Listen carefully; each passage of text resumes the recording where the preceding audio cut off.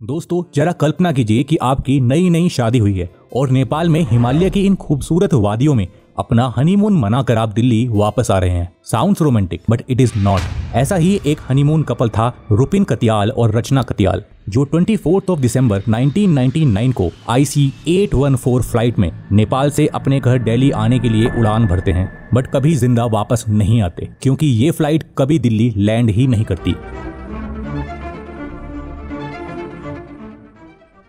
क्योंकि 10,000 फीट की हाइट पर उनके साथ 5 आतंकवादी इसी प्लेन में ट्रैवल कर रहे थे। दोस्तों ये कोई मामूली हाईजैक नहीं था, ये भारत के इतिहास का पहला और आखिरी ऐसा हाईजैक था जिसने अगले 20 सालों तक भारत के साथ साथ पूरी दुनिया को जलाया। बट यहाँ कुछ बड़े सवाल खड़े होते हैं। नंबर 1, आखिर भारत की नेशनल एयरलाइंस में सिक्योरिटी से बचकर ये 5 आतंकवादी कैसे चढ़े, जबकि इस हाईजैक के बारे में भारत और नेपाल दोनों देशों को पहले से ही मालूम था। नंबर 2, इतनी देर तक ये प्लेन भारत में ही खड़ा रहा, फिर भी कोई कार्रवाई क्यों नहीं हो पाई। और नंबर 3, अजीत डोवाल जो उस टाइम पर निगोशिएशन टीम का हिस्सा बना के अफगानिस्तान भेजे गए थे, आखिर क्यों पूरी तरह से फेल हो गए। और नंबर 4, आज का सबसे बड़ा सवाल कि आखिर विजय वर्मा स्टारर IC 814 क्यों इतने विवादों में है। इस वीडियो को पूरा लास्ट तक देखिएगा। इन चारों सवालों को एक्सप्लेन करते हुए विद प्रूफ मैं भारत के इतिहास के इस काले पन्ने से आज पर्दा उठाऊंगा। 24 दिसंबर 1999 शाम के 4 बजे इंडियन एयरलाइंस का IC 814 नेपाल के काठमांडू एयरपोर्ट से उड़ान भरता है एंड एज एक्सपेक्टेड 4:39 पर भारत के एयर स्पेस में एंटर भी कर जाता है। सभी यात्रियों को चाय नाश्ता सर्व किया जाता है और पायलट को रिफ्रेशमेंट सर्व करने के लिए cabin crew Anil Sharma cockpit की ओर बढ़ते हैं। बट यहाँ कुछ अजीब होता है। अनिल शर्मा के पीछे पिस्टल एंड ग्रेनेड लिए एक और शख्स कॉकपिट में एंटर होता है और पायलट देवी शरण को गन पॉइंट पर रखकर एक मैसेज कन्वे करने को कहा जाता है। Good evening, this is your captain speaking. I regret to inform you कि ये प्लेन हाईजैक हो चुका है।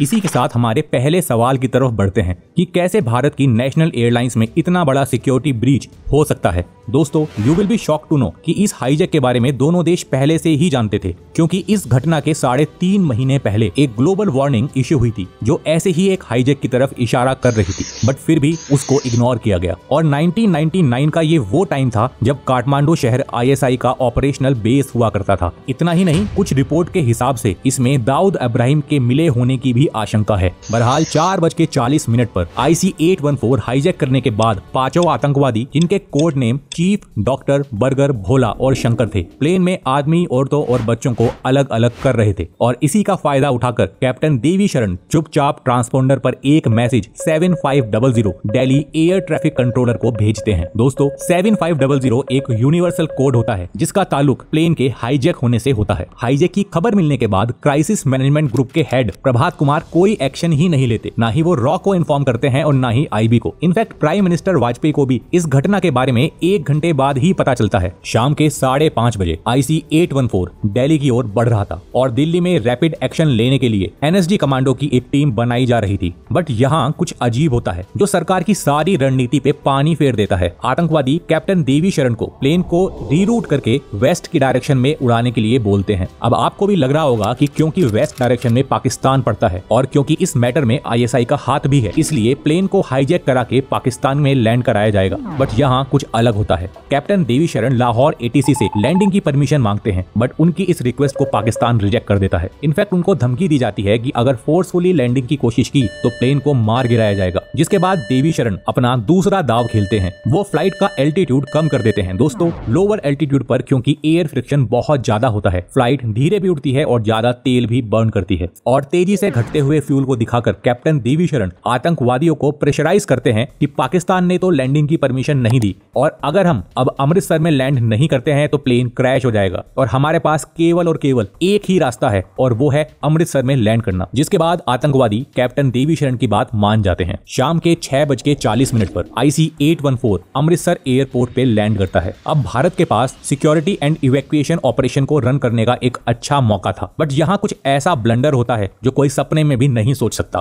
प्लेन के अमृतसर में लैंड करने की खबर मिलते ही दिल्ली में इवैक्यूएशन प्लानिंग स्टार्ट हो जाती है। प्लान था कि नेगोशिएशन एंड रिफ्यूलिंग में देर कराकर फ्लाइट को अमृतसर एयरपोर्ट पे रोका जाएगा और इतने में दिल्ली से एनएसजी कमांडो एंड डिप्लोमेट की एक टीम फर्दर एक्शन लेने के लिए अमृतसर फ्लाई करेगी। बट बड़े दुख की बात है कि दिल्ली में एनएसजी की टीम वेट करती रही और गवर्नमेंट ऑफिशियल्स नेगोशिएटर लेट हो गए और इतने में अमृतसर में यहाँ एक बड़ा कांड हो गया। जब बढ़ती हुई देरी से बौखलाए एक आतंकवादी ने 2 पैसेंजर्स सतनाम सिंह और रुपिन कतियाल पर चाकू से हमला कर दिया और कैप्टन देवी शरण को गन पॉइंट पे लेकर बिना रिफ्यूलिंग के ही प्लेन को टेक ऑफ करने को बोला गया। कैप्टन देवी शरण पर लगातार टेक ऑफ का प्रेशर बढ़ रहा था और उधर एनएसजी कमांडो अमृतसर की तरफ बढ़ रहे थे। सभी government officials and ATC member सांस थामे बैठे थे। दोस्तों 8:15 पे आखिरकार एनएसजी कमांडर अमृतसर एयरपोर्ट पे लैंड करते, बट जब तक बहुत देर हो चुकी थी क्योंकि 7:47 पर IC-814 बिना रिफ्यूलिंग के अमृतसर से टेक ऑफ कर चुका था। अब यहाँ बढ़ते हैं अपने दूसरे सवाल की तरफ कि आखिर इतनी देर तक एयरक्राफ्ट के अमृतसर में लैंड होने के बाद भी भारत सरकार ने कोई एक्शन क्यों नहीं लिया। दोस्तों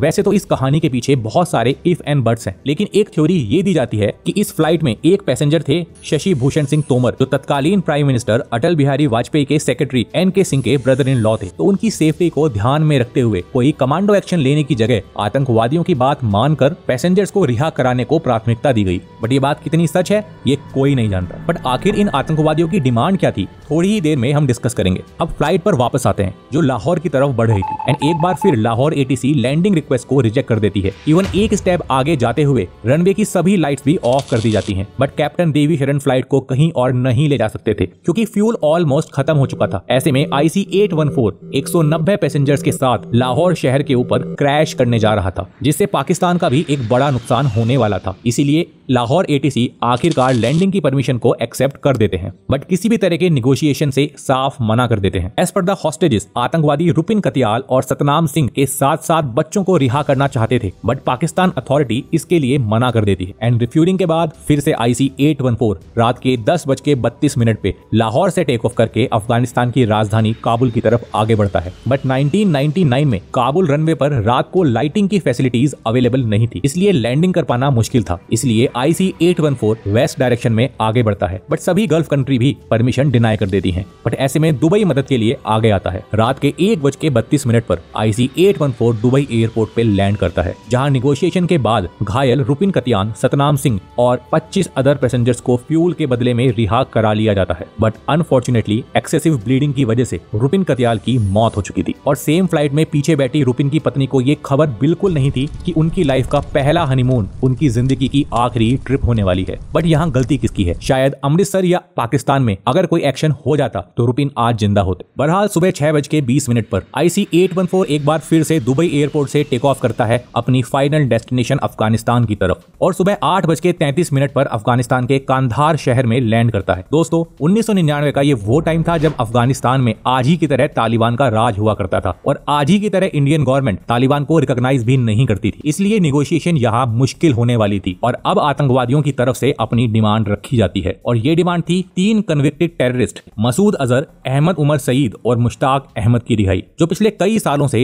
टेररिज्म के कन्विक्शन में भारतीय जेलों में बंद थे। Initially home minister LK Advani इसके लिए मना कर देते हैं, बट बढ़ते हुए प्रेशर और तेजी से बदलते हुए पब्लिक के मिजाज को देखते हुए तीनों आतंकवादियों को रिहा करने के ऑर्डर दिए जाते हैं। 3 मेंबर की एक टीम जिसमें करंट NSA अजीत डोवाल भी शामिल थे एज ए निगोशिएटर अफगानिस्तान भेजे जाते हैं। बट ये इतना स्ट्रेट फॉरवर्ड नहीं था, यहाँ पे एक ट्विस्ट था। As per the Indian authority तालिबानी गवर्नमेंट के साथ एक डील की गई थी कि जैसे ही इन 3 आतंकवादियों को रिलीज किया जाएगा और अपने 190 हॉस्टेजेस को छुड़ाया जाएगा, तालिबान फोर्सेज इन 8 आतंकवादियों को अरेस्ट करके जरूरी कार्रवाई करेगी। बट जैसे ही इंडियन टीम कांधार लैंड करती है, यहाँ पूरा सीन ही अलग था। तालिबानी टैंकों ने चारों ओर से फ्लाइट को घेरा हुआ था, जिससे इंडियन ऑफिसर्स तो निगोशिएट भी नहीं कर पाए। But as per Ajit Doval ISI member लगातार आतंकवादियों के कांटेक्ट में थे और उनकी मदद भी कर रहे थे, क्योंकि ISI वाले उनका मिनट टू मिनट बता रहे थे। Even as per the hostages, इस इंसिडेंट के बाद तालिबान 8 आतंकवादियों को सेफ्टी के साथ पाकिस्तान बॉर्डर पर भी छोड़ के आता है। बट आखिरकार 7 दिन के बाद 188 हॉस्टेज पैसेंजर्स और देश के हीरो कैप्टन देवी शरण एक राहत की सांस लेते हैं। बट इन तीनों की रिहाई की वजह से न सिर्फ भारत बल्कि पूरी दुनिया अगले कई सालों तक जली। यहाँ तक कि 9 जून 2024 को वैष्णो देवी यात्रा से लौट रही बस पर जम्मू कश्मीर के रियासी में होने वाला हमला भी इसी मसूद अजहर से जुड़ा है, जो आई बटन पे क्लिक करके आप मेरी इस वीडियो में देख सकते हैं। बट अभी इन्वेस्टिगेशन का टाइम था, जो जिम्मेदारी मुंबई पुलिस को सौंपी गई थी और जिसमें काफी चौंकाने वाले फैक्ट सामने आए थे। इनफैक्ट मुंबई पुलिस की इस इन्वेस्टिगेशन को वर्ल्ड बेस्ट इन्वेस्टिगेशन भी कहा जाता है। अगर आपको इस टॉपिक पर भी वीडियो चाहिए तो आपके कमेंट करने पर वीडियो बना दी जाएगी। बट अभी हमारा चौथा और सबसे इंपॉर्टेंट सवाल बचा था कि नेटफ्लिक्स पर रिलीज हुई विजय वर्मा स्टारर IC-814 को इतना हेट क्यों मिल रहा है। तो दोस्तों, जैसा मैंने पहले बताया कि इन 5 हाईजैकर्स के नाम चीफ, बर्गर, डॉक्टर, भोला और शंकर थे। बट ये इनके रियल नेम नहीं बल्कि कोड नेम थे। इनके रियल नेम आप स्क्रीन को पॉज करके पढ़ सकते हैं। बट इस वेब सीरीज में हाईजैकर्स को रियल नेम नहीं बल्कि कोड नेम से ही बुलाया गया है, जो एक वर्ग के हिसाब से हिंदुओं को बदनाम करना है। और इसीलिए डायरेक्टर अनुभव सिन्हा पर कई सवाल उठ रहे हैं। वैसे आप इस बारे में क्या सोचते हैं, कमेंट करके बताइए। और फैक्ट एंड प्रूफ के साथ ऐसी ही वीडियोस के जरिए अपनी नॉलेज बढ़ाने के लिए और पार्ट 2 के लिए वंडर वाई को सब्सक्राइब कर लो।